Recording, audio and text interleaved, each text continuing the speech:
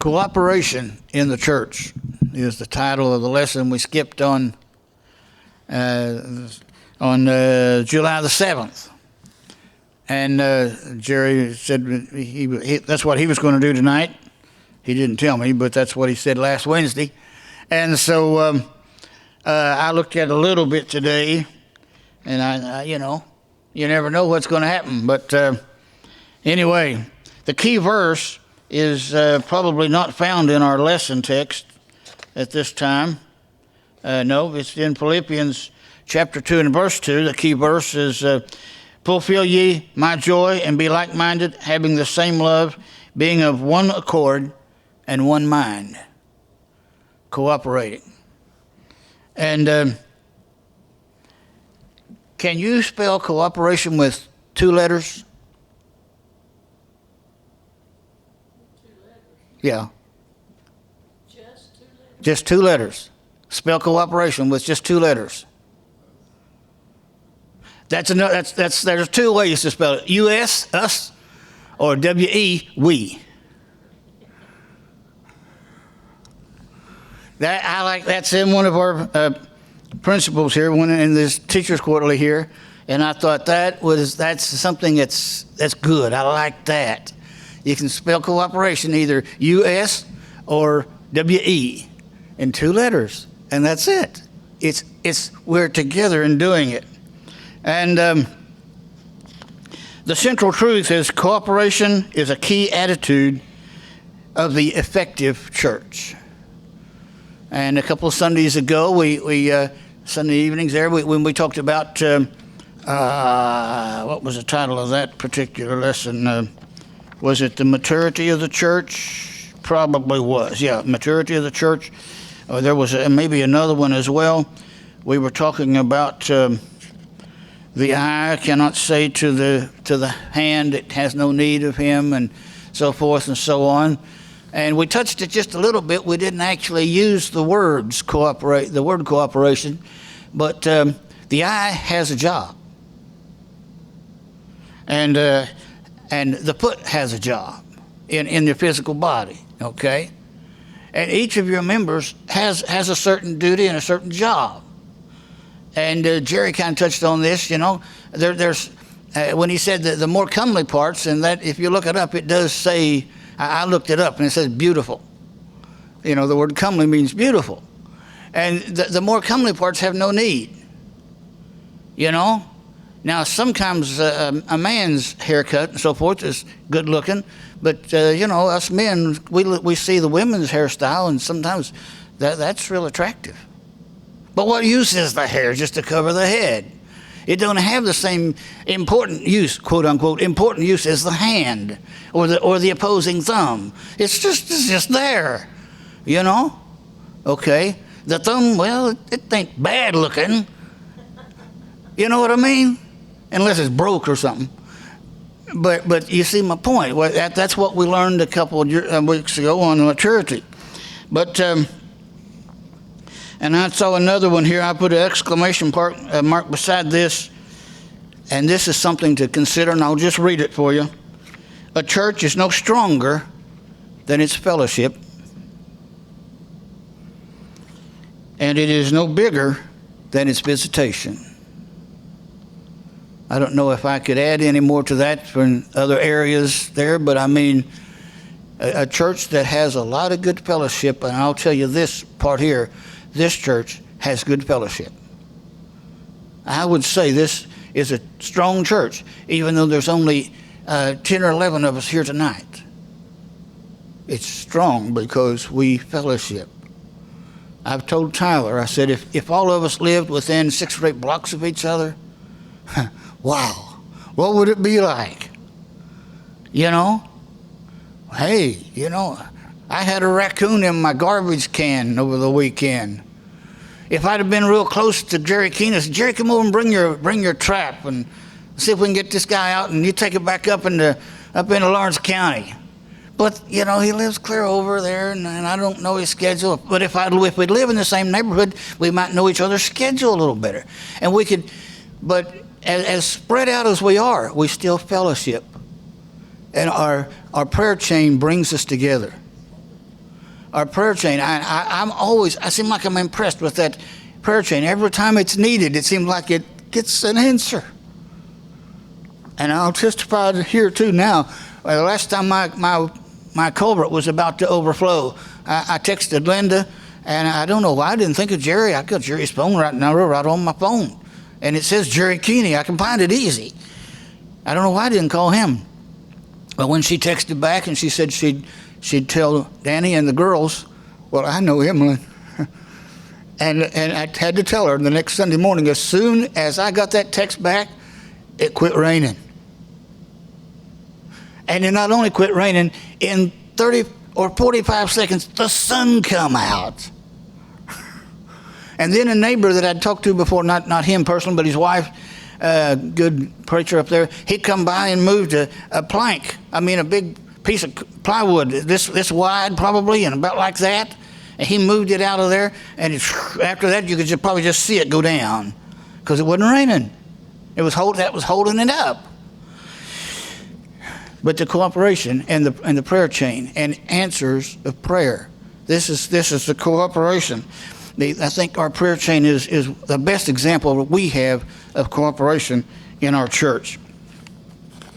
Cooperation by choice, cooperation in ministry, cooperation through submission is the three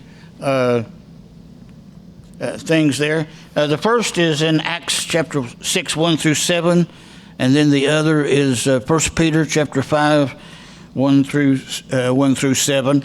Both of those are in the same passage. As you know, I do it a little bit different than Jerry. I'll read the scripture and then I'll go to the commentary this time. Acts 6:1. And in those days, when the number of the disciples were multiplied, there arose a murmuring of the Grecians against the Hebrews, because their widows were neglected in the daily ministration. Then the 12 called the multitude of the disciples unto them, and said, It is not reason that we should leave the word of God and serve tables. Wherefore, brethren, look ye out among you 7 men of honest report, and full of the Holy Ghost and wisdom, whom we may appoint over this business. But we will give ourselves continually to prayer and to the ministry of the word. And the saying pleased the whole multitude, and they chose Stephen, a man full of faith and of the Holy Ghost, and Philip, and Prochorus, and Nicanor, and Timon, and Parmenas, and Nicholas, a proselyte of Antioch. That next to the last one, there's almost Parmesan, like Parmesan cheese, isn't it? Anyway, whom they set before the apostles, and when they had prayed, they laid their hands on them, and the word of God increased, and the number of the disciples multiplied in Jerusalem greatly, and a great company of the priests were obedient to the faith. Just an overall commentary on that that's probably not in this. It seems as though that everybody was maybe they were just doing their own thing. Maybe they didn't think about these widows, just nobody thought about them. That happens, especially in a big crowd. I know a place where I've heard where they have a great big, I don't know, but New Life Cathedral out here has got a lot of, and that's not the one I'm thinking of either. But sometimes they have the police directing traffic to get them out of their things. That's how many people they have. I heard that there was somebody that had visited one of those places, there's several of these big places, and they said, well, why do you go there? I said, well, we can go, and we don't even really have to, we can put a little bit of money in the offering plate, but we don't have to do anything. And they didn't say it with that tone of voice, don't get me wrong. We don't have to do anything. And if we don't come back, nobody will miss us. Well, that's okay for people who want to be halfway in and halfway out, I guess. But that's really not the way the church ought to work. But I wanted to use that as an example. Is in a big crowd, it is easy to miss people.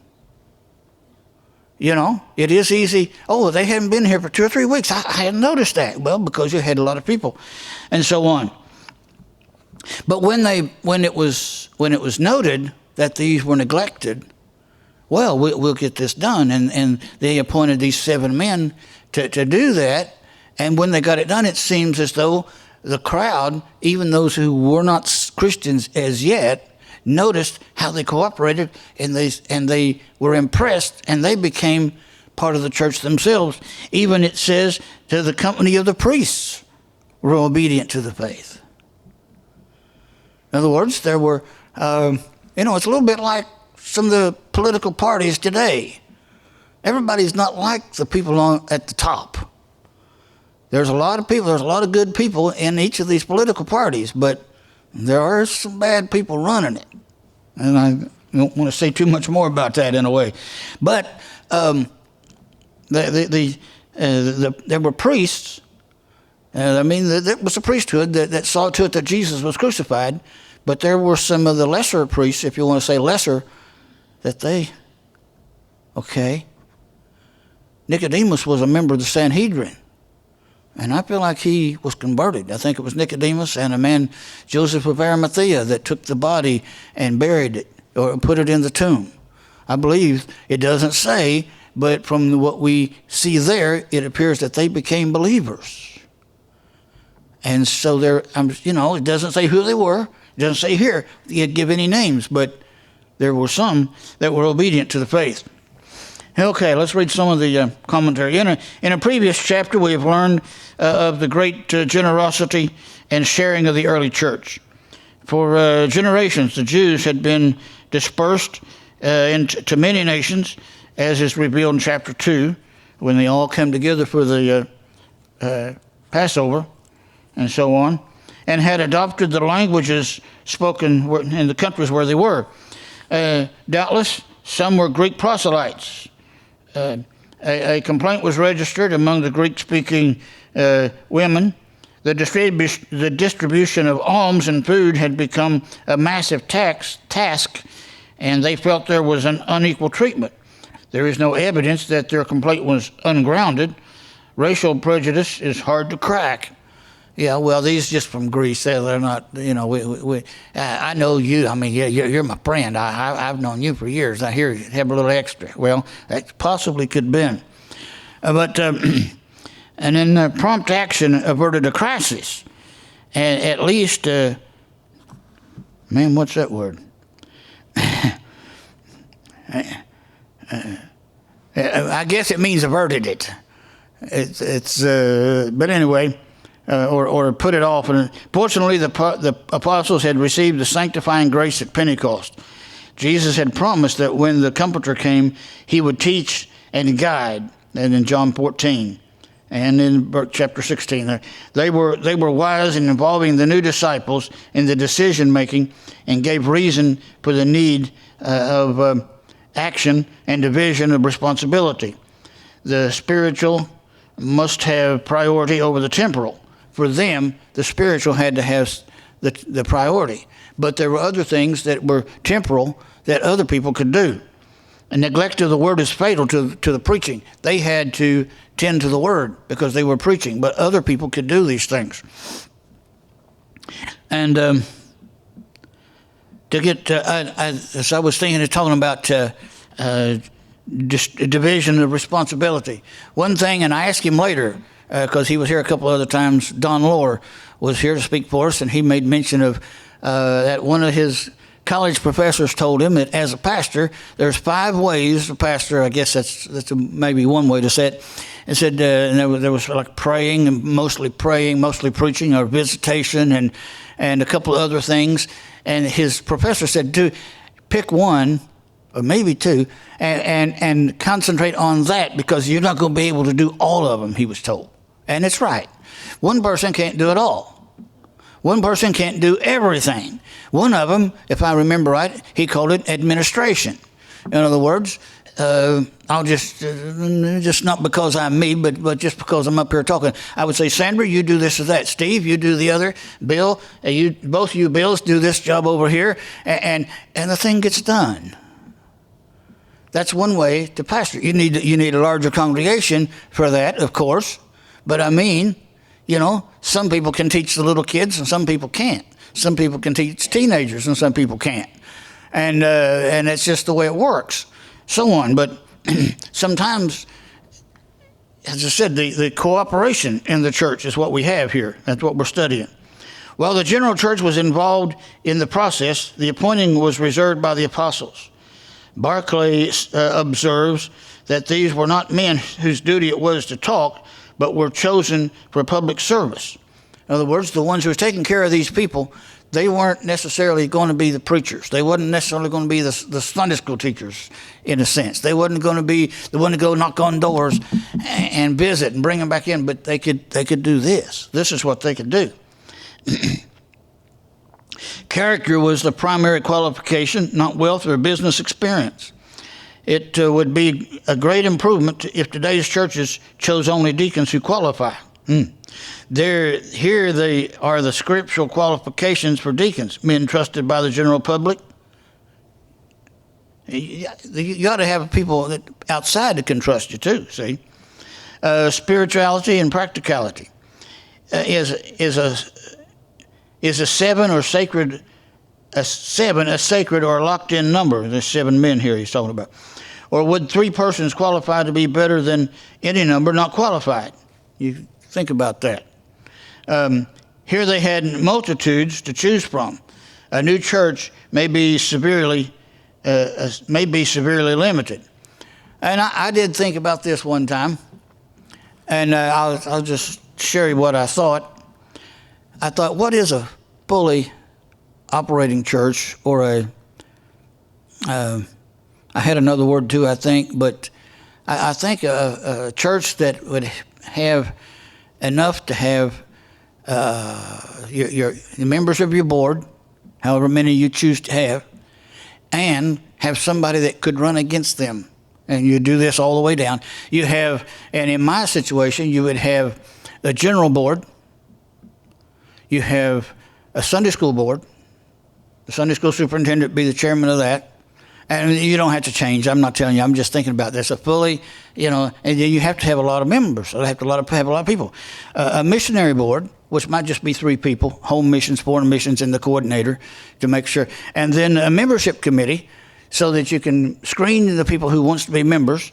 And then the pastor is going to be the chairman of that general board. And there was, the stewards, to take care of the thing. And then somebody at large from the church. And in the Sunday school, you need to have a teacher and an assistant and so forth. So you see the number keeps getting bigger and bigger and bigger. But everybody can't do that. And that's what it says here. A new church may be severely limited. But the apostles, in verse 4, the apostles vowed to commit their undivided attention to spiritual ministry, supplication in private, and ministration in public. It has been observed that the preparation and delivery of a preacher is more important than the preparation and delivery of a sermon. Let me read that again. It has been observed that the preparation and delivery of a preacher is more important than the preparation or delivery of a sermon. You got to give the right man, I guess is what he's saying. The church that overloads a pastor to do janitorial work, mow lawns, repair church vehicles, or do all the other calling is not only unfair, but also severely limits his effectiveness. In other words, and there's a lot of small churches that has to do that. But it does really limit its effectiveness and so forth. And another thing, I know a church where they used to have, it's been a while now since they've had this problem, but they'd call a man for a year. That was their policy. The first calling that they'd give would be for a year. And at the end of the year, they would give a 3-year extension then, a 3-year call then. Okay? But too many times, after they got that 3-year call, 6 months they wouldn't be there. There would be several reasons for them not to be there after the 6 months in their 3-year call. And some of these preachers, it was a small church as well, they had a certain place that several of them went to work down in Ashland. And I worked there a little bit later too. And then the pastor of that church left again. And I don't know whether it was every night or what, but for 2 or 3 weeks, one of the persons was saying, one of the guys I was working with said, "Who's pastor there now?" Just every 2 or 3 days, "Who's pastor there now?" It was affecting the influence of the church. They were getting a name that they couldn't keep a pastor. And you talk about that's really affects the effectiveness of a church.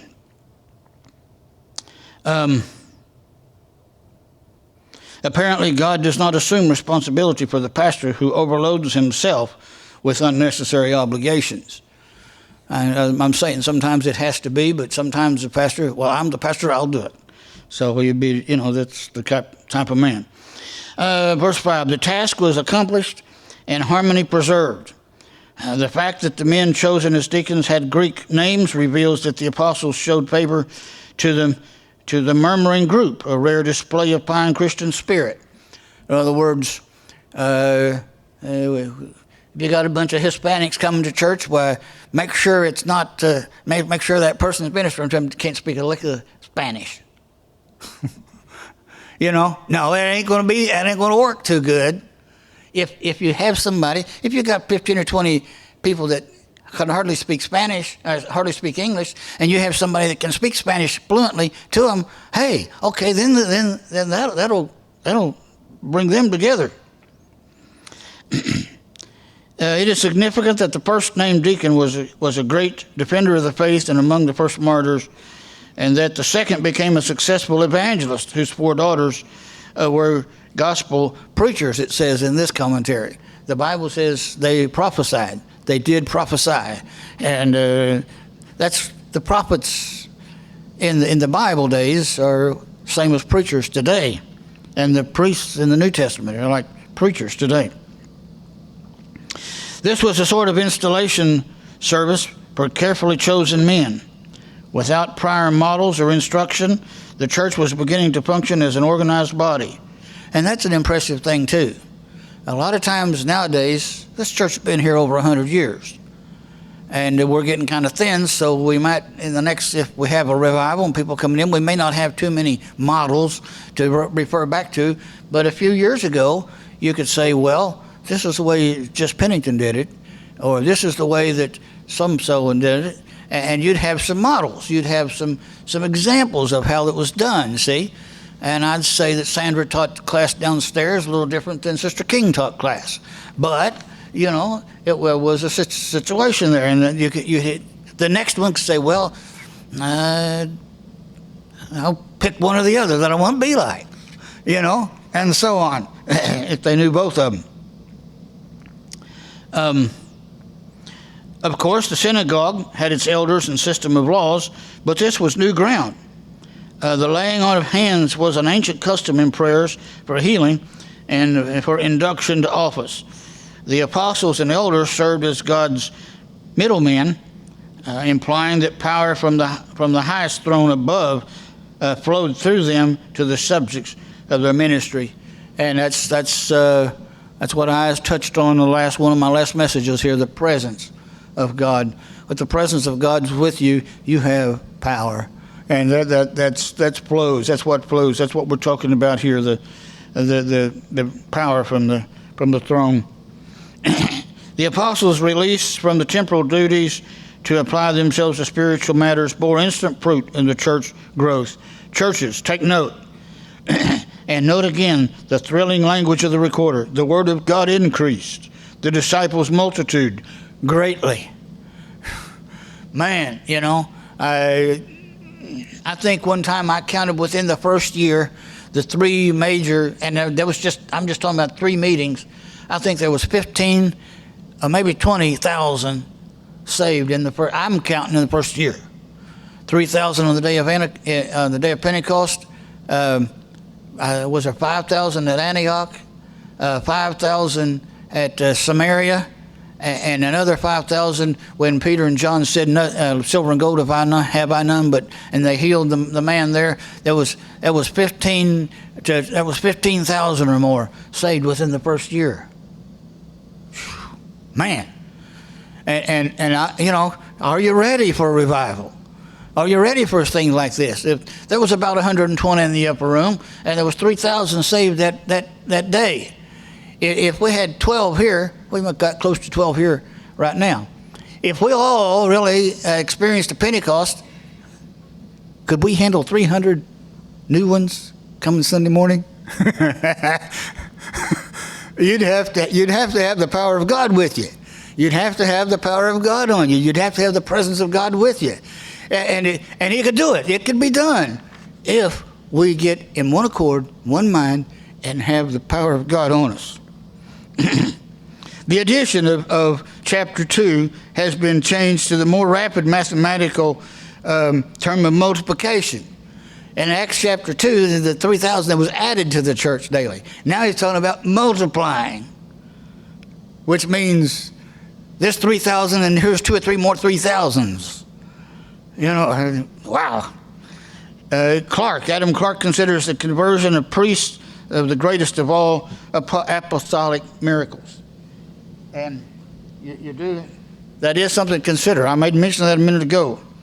Adam Clark said that was the greatest of all the apostolic miracles. And there people was raised from the dead, and people healed, and different things like that, and so on. But to have the priests converted, that's a good point. That's a good point. Cooperation in ministry.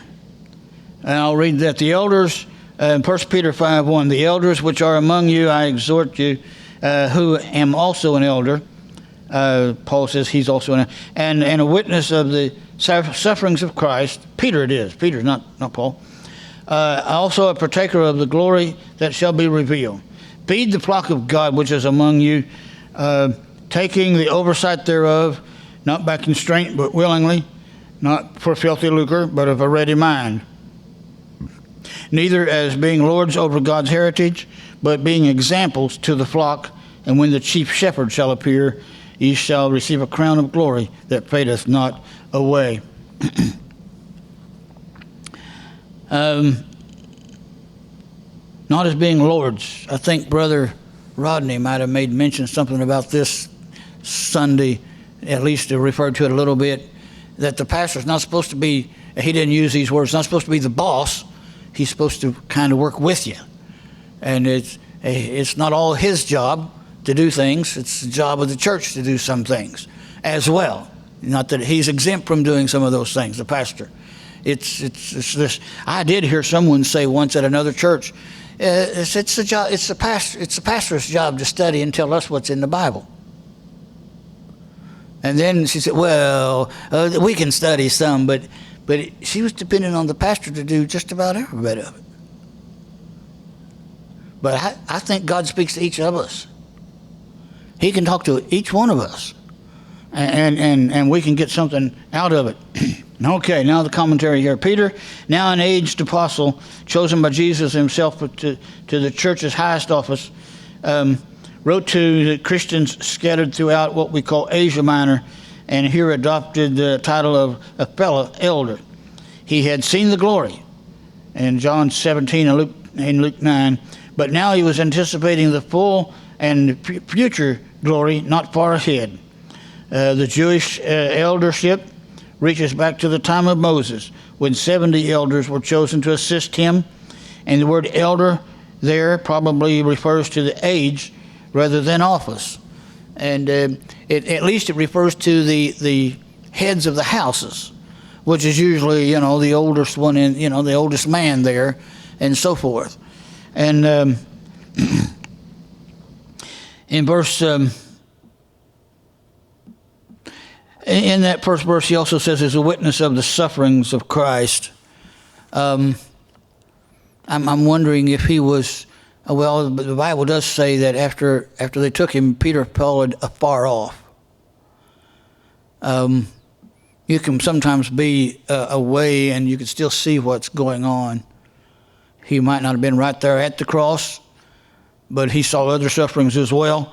But I wonder if he was maybe on another hill somewhere. Maybe he was on the city gate to the city walls, watching over the wall there, and I don't know.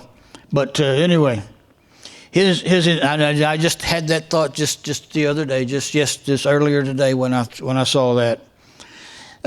Peter's instruction is equivalent to tend my sheep, just what Jesus told him. Jesus had told him the same thing, and he's passing on what Jesus told him to the people, and we can pass it on to each other. At Kansas City, I don't know whether they still have this or not, but they had a Kansas City College. They had at the end of the year or the beginning of the year, I don't know which, might have been at the ending of the year, they had a ritual and a ceremony they called passing the torch. And I don't know whether it included both student government and the other staff and faculty, but they had a torch, and that's one of the symbols of Kansas City College, and they would pass to the next class. That's what Peter's doing. That's what we should do in the cooperation of ministry. Not just working together as we minister, but when it comes time, we hand the torch down. And it's getting thinner and thinner. There's fewer and fewer to hand it to, it seems. Peter was surely remembering the Lord's thrice stated commandment to him. He advised his readers to gladly accept their pastoral charge for love and not for loot, and to do this eagerly, not because being compelled to, or for what they would get out of it materially, but because of the honor and of representing the chief shepherd. And that puts a lot of thing on the pastor or on a preacher. He's to represent Jesus, and he's not to be tyrants or to lord it over, what Christ called my church. And I heard this too. I read this or saw this. I might have heard it on the radio. In this term church, when he says, on this rock I'll build my church, that term, that original word, does not translate to synagogue or temple. There's another word that it refers to in English, which it comes out church. It's not the same as what the Jews had before. Does this remind you of television evangelists or others who live like millionaires? And be models and examples, not bosses or masters, but servants. Consider Jesus, who came not to be ministered unto, but to minister and to give his life a ransom for many. This does not sound like Peter. This does not sound like Peter was the first pope. I don't think he was the first pope. They'll claim it, but I don't think he was. He was a servant, as Jesus was. And you remember Jesus said, he said, he that is the Lord of all is to be the servant of all. And when he washed their feet, he had washed Judas's feet as well. And I like to point out, the King of Kings, the creator of all the universe, washed the foot of the servant of Satan. Now you can talk about coming from the ivory palaces to a manger, and that's a big drop. But when you talk about coming from the throne to in front of one of the servants of Satan, that is the extent. Just thought I'd throw that in. That's our example. Peter would recall the words of Jesus, I am the good shepherd, and his promise, I will come again and receive you unto myself. Jesus is indeed the good, the great, and the chief shepherd. That's Psalms 22, 23, and 24. And you can find it there. The crown of righteousness in 2 Timothy, the reward for living a life of holiness here will become the unfading crown of glory in heaven, not only for Paul and Peter, but for also all them that love his appearing and are ready for it. I wonder if the commentator made the mistake I made a while ago and calling Peter Paul, but it don't matter who. It don't matter. You don't have to be great. You don't have to have the great name like Paul and Peter and Philip and those. It's the same crown that all of us will have. Cooperation through submission. continuing there in 1 Peter. Verse 5, there likewise, ye younger, submit yourselves to the elder. Yea, all of you be subject one to another, and be clothed with humility. For God resisteth the proud, and giveth grace to the humble. Humble yourselves, therefore, under the mighty hand of God, that he may exalt you in due time, casting all your care upon him, for he careth for you. And as I just scanned it earlier today, I underlined that due time. God has his own clock, his own time schedule. He's got his own schedule. And sometimes I kind of wonder. Brother Rodney has talked about doors and things like that. And sometimes we try to knock it down ourselves. And when he talks about the door there to the Philadelphian church, he said, behold, I've opened the door, and no man can shut it. The reason I think no man can shut it is because nobody else could open it but God. So nobody can shut it but God. But I do know, too, that people can shut doors in front of you, and it hinders you. And the devil can open doors and tempt you that way. You really have to try the spirits a lot of times. Okay.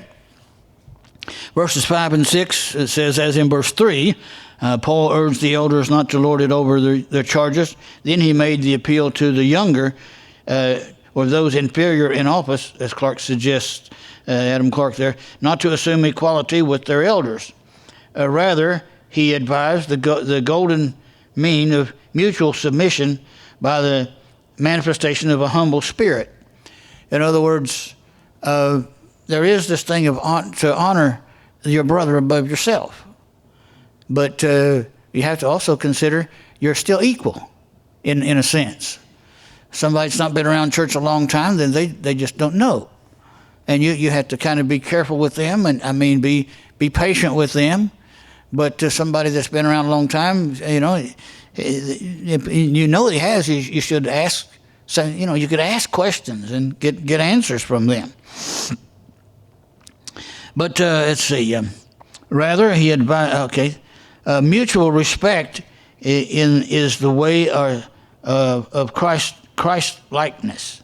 While generals and other special people are known by uniforms, badges, and other insignia, the cloak of humility, the proper dress of saints is that of character and deportment, the cloak of humility. And I'll say this now, I haven't read some of this, but some people they try to act humble. And they think that they try to talk about their humility, and then that you're not. When you begin to think you're real humble, then you're not. I think, I don't know, some of you might have heard of Frances Radford. She was a Free Will Baptist preacher from up North Carolina. And she said, false humility is worse, and I'm not quoting her exactly, it's worse than open pride. Because you're a hypocrite with it. That's my commentary on that. But that's right, exactly. And there are people that are they try to act like they're so humble. I remember one lady at a church, and the pianist wasn't there that night. And her husband said, my wife can play. Oh, no, I can't play. I can't play. And there might have been a little bit of pride and stuff in the pastor. They wanted the music, but they finally convinced her to go over and play him, buddy. She didn't play good. She just didn't play good at all. Said, okay. That settles that. We're glad the pianist will be back next service, I guess. I don't know. But the time come that their son wanted to learn to play the guitar, and that was before I realized I can't teach guitar really good. And this guy couldn't even get rhythm. He couldn't even know this. He didn't even know how to do that. He just couldn't strum. But anyway, she would stay with people. She was one of these that took care of people, to stay overnight and watch them and take care of them that way and so forth. But her husband had gone to pick her up and brought her in. I noticed when we come in, there was a piano in the front room. But if she sat down at that piano, and you ought to have heard her play then. And as I left, there was another piano in the bedroom. I could see a piano in another room. Now, it might have been that she couldn't play certain keys.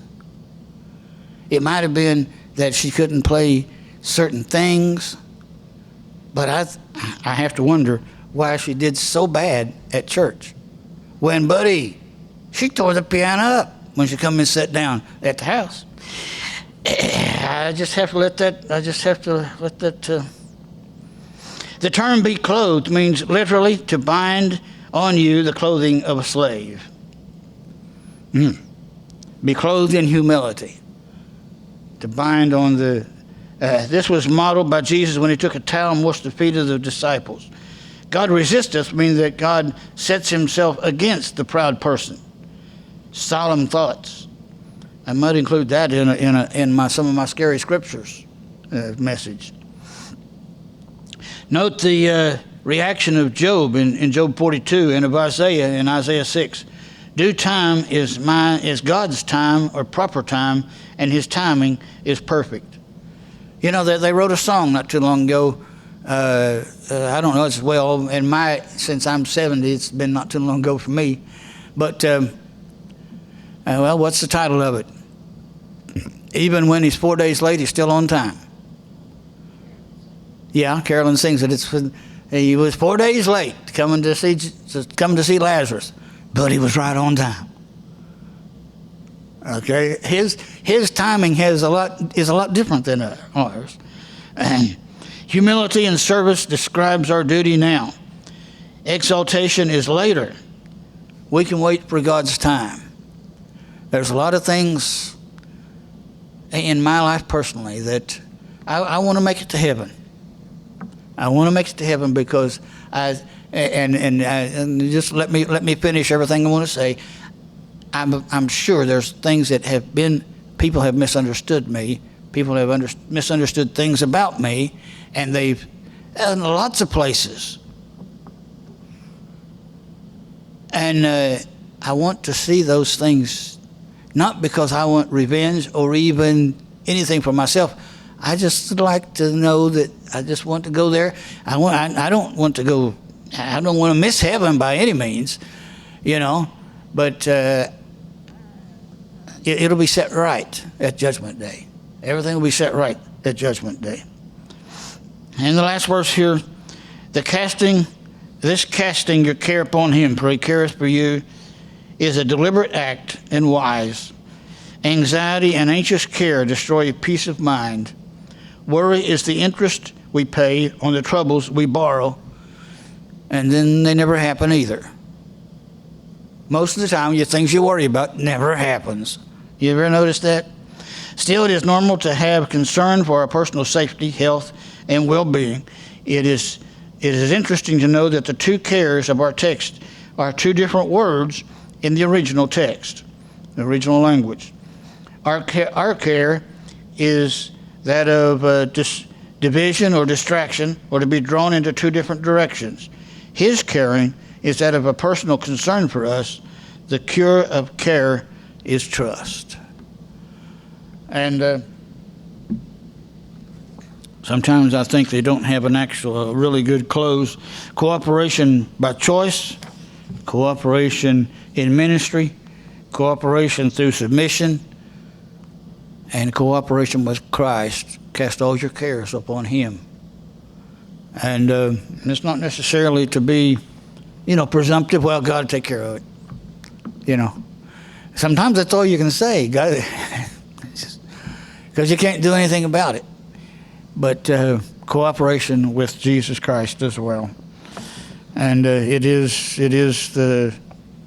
cooperation is a really important. I remember, I got a couple minutes. I remember I was a kid.